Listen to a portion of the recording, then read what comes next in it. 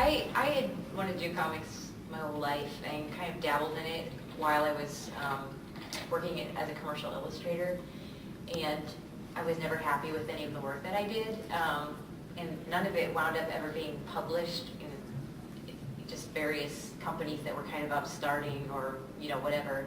None of it ever went through and got published, which in retrospect is a good thing because I really don't want it to ever surface. It's really bad. You are not alone. We've all been there. I mean, but the problem was that I was drawing all day, and then I came home and the last thing I wanted to do was draw. So I really shelved my dream for probably 5 or 6 years after art school. And then things changed and I started freelancing from home instead of being a full-time illustrator. So in between projects, I kind of have free time.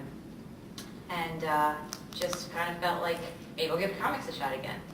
And so through a series of events, and initially I was trying to break it into the industry and all of that.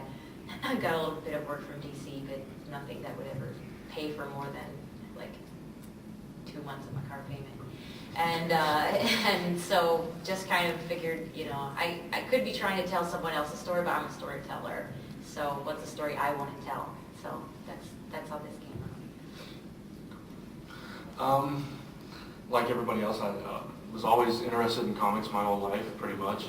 When I was younger, I actually wanted to be a comic artist, and I would draw all the time. And about age 19, I kind of got out of comics for a while, and when I got back into it, I fell in love with writing, and realized also that my art just was not good enough to be published.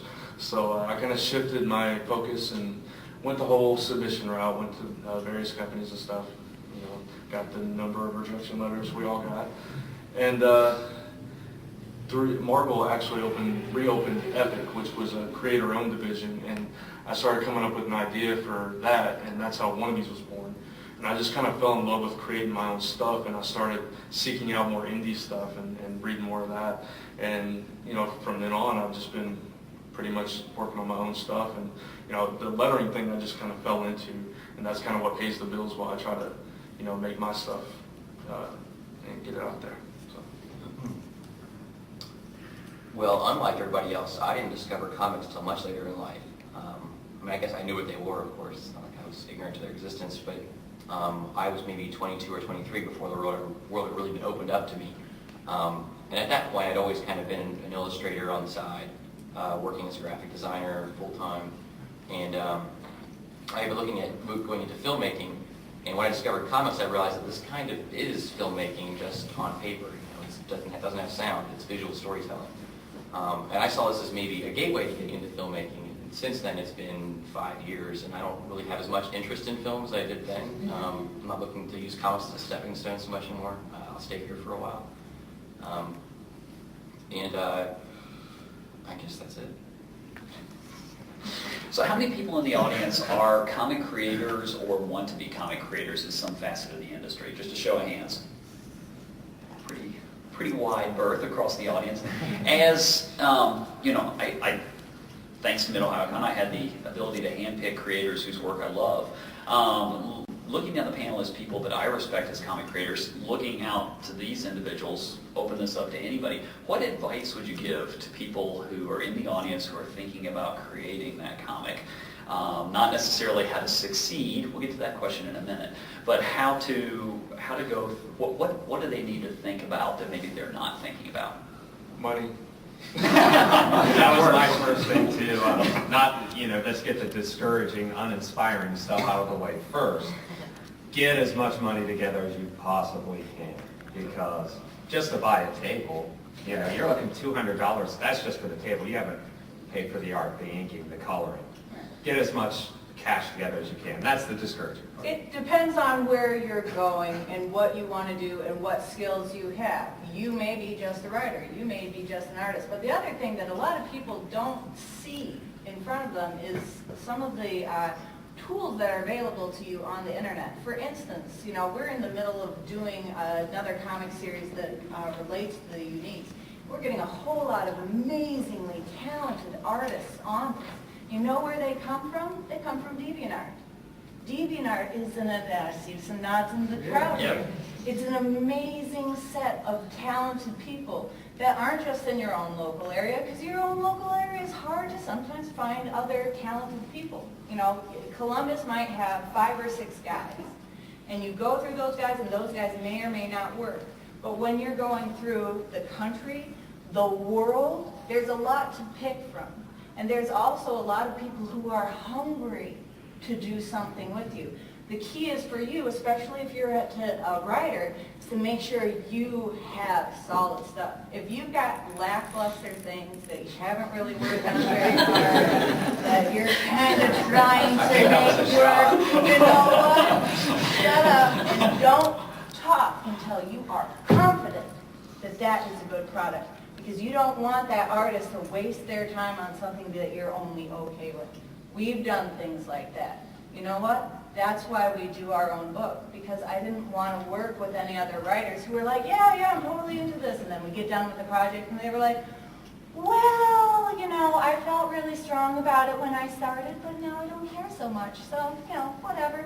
So you, as the writer, make sure it's awesome. And then also you artists who want to do comics as a thing, when you get your chance, don't half-ass it. Well, I'd say work. People, they mention money, and that's number one, the cost. And you have to either be willing to front a lot of money or be willing to live incredibly frugally, which is easier and easier to do as you get used to it. The more you're you like, don't need oh, as much as you think it's you do. okay.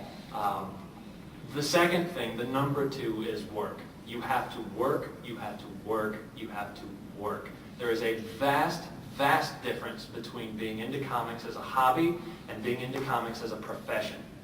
A lot of people like to doodle in their sketchbook. A lot of people even like to sit down and make pinups. And there's a lot of people who are really good at making nice pinups.